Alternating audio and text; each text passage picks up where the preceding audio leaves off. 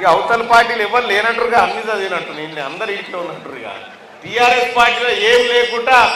మొత్తం కలాస అయినట్టు కొడతా ఉంది ఇవన్నీ చదువుతా ఉంటే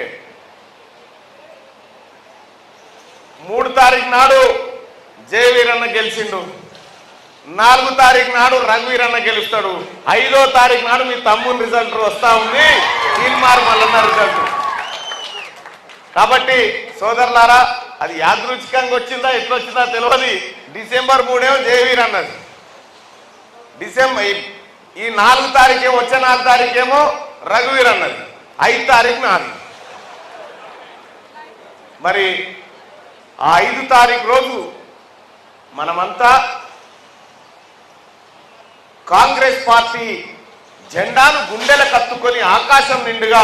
జై కాంగ్రెస్ అనేటువంటి ఒక రోజు రావాలంటే మనము ఈ కార్యక్రమాలు నిన్న మొన్న నాకు తెలుసు మీరు పడ్డటువంటి కష్టం మీరు గ్రామాలలో వార్డులలో ఒక్కొక్క ఓటర్ను కలిసి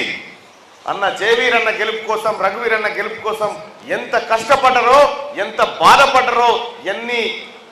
కష్ట నష్టాలు కోర్చిరో కళ్ళ ముందు కనిపిస్తూనే ఉంది సోదరులారా అది కాదనలేదు ఇవాళ మీరు ఈ కార్యక్రమానికి ముఖ్య అతిథులు లాంటి వాళ్ళు మీరే మీ వల్లనే ఇక్కడ వీళ్ళందరం కూడా కుర్చీల మీద కూర్చోగలిగినాం వీళ్ళందరం కూడా ఇలా ఉండగలిగినాం అంటే అది కాంగ్రెస్ పార్టీ నాయకులు మీరు పెట్టినటువంటి భిక్ష నేను తెలియజేస్తా ఉన్నా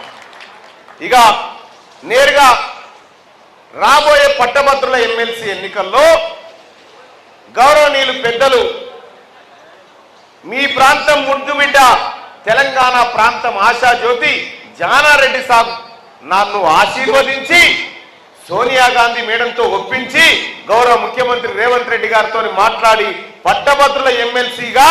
నేను మల్లన్నను ప్రపోజ్ చేస్తున్నటువంటి నేను దీవిస్తున్నా అని చెప్పి ఆయన దీవిస్తే ఇక్కడికి రావడం జరిగింది సోదరులారా మరి తీన్మార్ మల్లన్న గెలవడం అంటే జానారెడ్డి సాబ్ గెలవడం తీన్మార్ మల్లన్న గెలవడం అంటే జయవీరన్న గెలవడం తీన్మార్ మల్లన్న గెలవడం అంటే